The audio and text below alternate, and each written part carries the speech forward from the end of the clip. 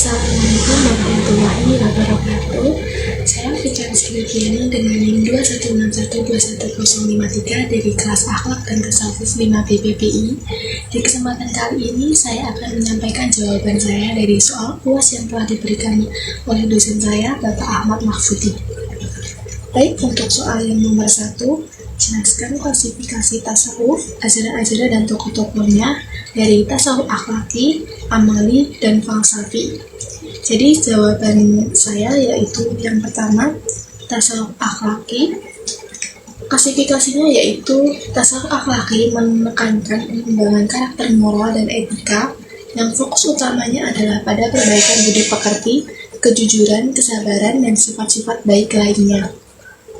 Lalu ajaran-ajaran dari tasawuf akhlaki yaitu yang pertama, mendorong praktik kebajikan, penerimaan takdir, dan kesabaran dalam mengucapkan cobaan. Dan yang kedua, mempromosikan sifat-sifat seperti kasih sayang, rendah hati, dan toleransi. Adapun tokoh dari akhlak tasawuf akhlaki yaitu Imam Ghazali yang dikenal sebagai tokoh yang menekankan aspek akhlak dalam tasawufnya.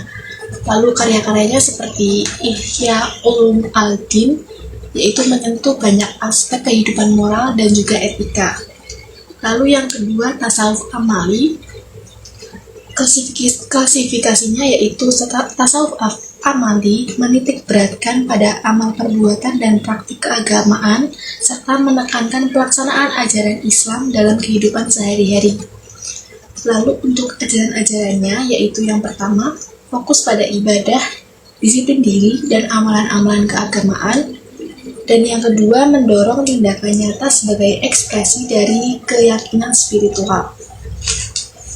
Adapun tokoh dari tasawuf amali yaitu Al-Junaid Al-Bakhti, yaitu salah satu tokoh tasawuf amali yang menekankan pentingnya amal perbuatan dalam mencapai tujuan spiritual.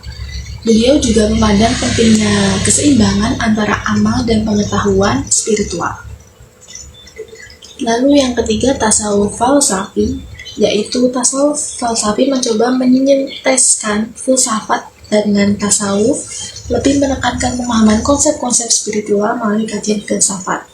Lalu untuk ajaran-ajarannya yaitu yang pertama, menjelajahi konsep keberadaan, realitas, dan hubungan antara pencipta dan ciptaan melalui lensa filsafat. Dan yang kedua, membahas isu-isu ontologis dan epistemologis.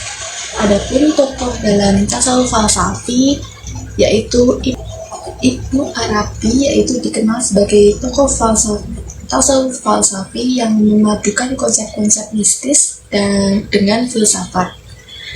Adapun karyanya yaitu Fusus Al-Hikam yang memberikan kontribusi signifikan dalam pemahaman hubungan antara manusia dan Tuhan dari perspektif filsafat dan mistisisme. Kemudian untuk soal yang kedua yaitu jelaskan ajaran-ajaran tasawuf secara rasional sehingga tidak bertentangan dengan syariat dan bagaimana berkaitannya ajaran-ajaran tersebut antara satu dengan lainnya. Ada mahabbah, makrifat, takhlaki, tahalahi, dan tajalai, kemudian fana, baka, dan ittihad, lalu wadha al-syuhud, dan wahda al-wujud. Jawaban saya yaitu yang pertama untuk mahabbah.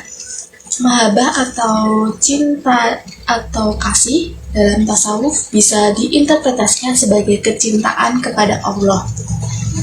Secara rasional yaitu mencintai pencipta dapat memotivasi perilaku etis dan menciptakan ikatan spiritual yang mendalam.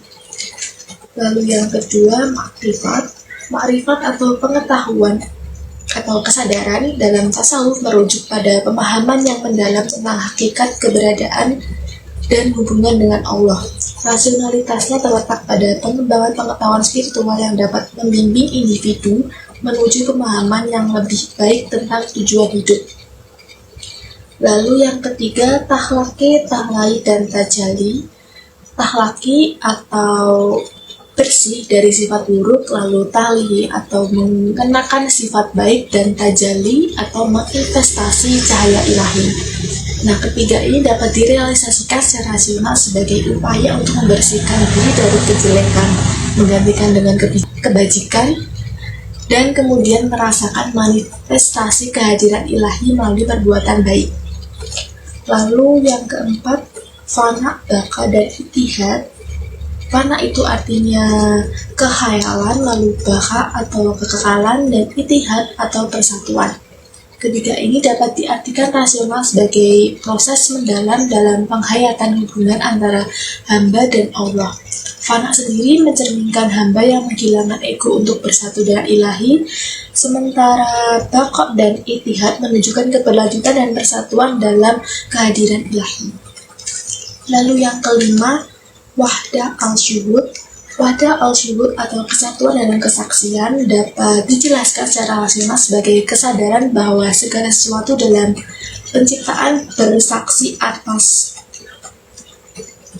keesaan Allah, yaitu mempromosikan pengalaman spiritual yang mendalam dan pemahaman bahwa segala sesuatu adalah tanda kebesarannya. Dan yang terakhir, yang keenam, wahdah al-wujud. Wahdah al-wujud atau kesatuan dalam keberadaan dapat dimengerti secara rasional sebagai keyakinan bahwa segala sesuatu ada dalam keberadaan Allah. Hal ini dapat diartikan sebagai pemahaman mendalam tentang hakikat ekstensi dan ketertarikan semua makhluk dengan Sang Pencipta.